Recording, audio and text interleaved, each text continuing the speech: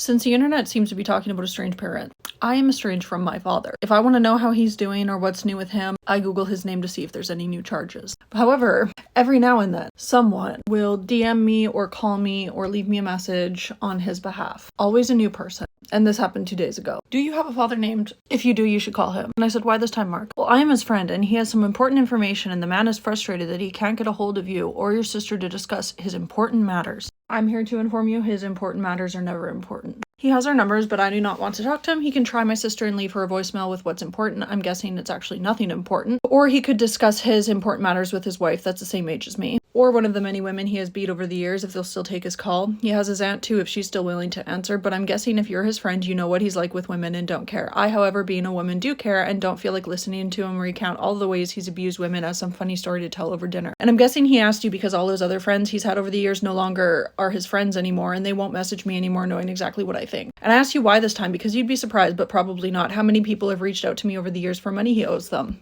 That started when I was 12 years old, so enjoy your friendship, Mark, but don't lend him any money because you'll never see it again. Mark never replied. However, probably about a year ago was the last time I saw my dad, and it was purely because my sister wanted to go see him, because someone in our family told us that he had been diagnosed with liver cancer, and that he had only a couple months to live. We book a last-minute trip to go to Edmonton, Alberta. He doesn't live there, but that's where he was, because of work. So we go there, we get to the hospital, he's been discharged. We did not tell him he was coming, we did not tell him we were coming, because with him, it's always problematic to give him a heads up. So we end up going, we find him, we meet up with him. When I tell you I would not recognize my own father walking down the street, I would not recognize my own father walking down the street. He also wouldn't recognize me because in his head, I'm still like 8 or 9 years old. But when I tell you the entire time, all he talked about was all the women he abused over the years. How funny it was to me and my sister, including the things that he did to our mother. When I see and or hear estranged parents on the internet getting upset that their kids won't talk to them, you can always tell why. They don't respect boundaries. That is like the number one most basic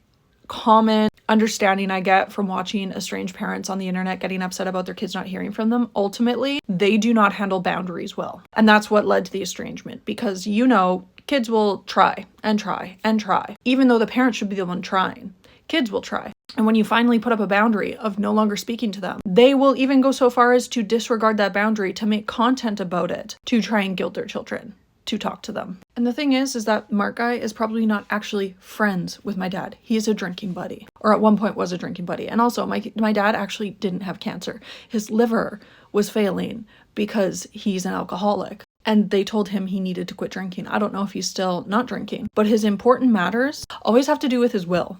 It's been this way since I was like 12 years old, maybe 14 years old. There's always conversations about the money that he's going to leave people, the money that he doesn't have. I had a video go like pretty viral on here because I called my dad a Dusty because my dad had to pay $300 for 2 children when he was a 6-figure earner, $150 per kid in child support, and he would not pay it. But then as I'm an adult, he goes to Jamaica. My dad, who has always referred to Black people by the N-word, regardless of how many times you tell him it's fucked up, he will swear up and down that he was jumped as a teenager in a town that had no Black people. It was just some sort of movie type story that he uses to justify why he's racist. Well, this man goes to Jamaica and marries a Jamaican lady, and he's sending her money every single month. She is the same age as me. I think maybe 2 years older than me. Has kids of her own, and he just sends her money every single month. And I don't feel bad for him that he's getting scammed because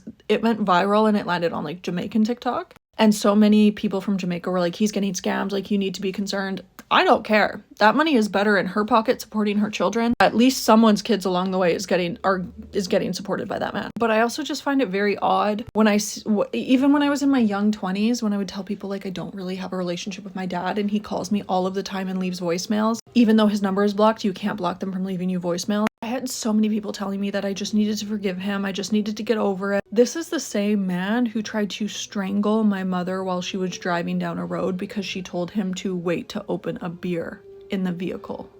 And he was the passenger. She said, wait until we get on the back roads. And he said no, and tried to strangle her while she was driving, tried to attack her. And it only stopped because she pulled over and told him to get out of the car.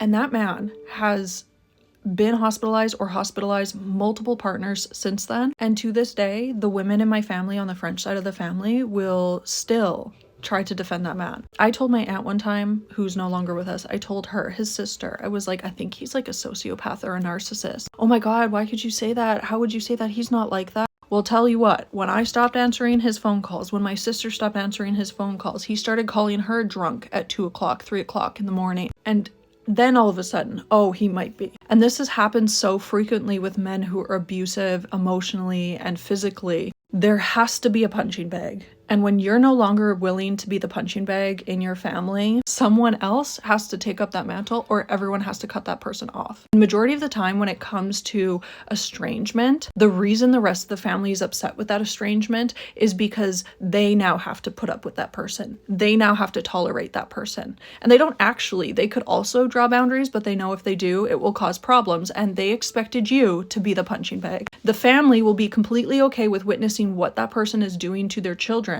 They will be complete bystanders watching all of the things that a man or even a woman will do to their children, and they will say absolutely fucking nothing. But when those kids finally cut off that parent, that toxic parent, all of a sudden the kids are the problem, and they have no problem being vocal when that happens. They'll be extremely vocal, but they were never vocal when they were witnessing a child get abused by their own parent. Why, I giggle. I saw a fucking boomer therapist who's had multiple bad takes, a family therapist on this app, talking about, you don't always know the story between estranged men and you don't know the hurt. She's like damn near yelling on this app about it. I'm sorry that you as a therapist are in no contact with your kid, but as a therapist, you should also understand boundaries. Regardless of why those boundaries are in place, they're an autonomous human being who is allowed to have those boundaries with you.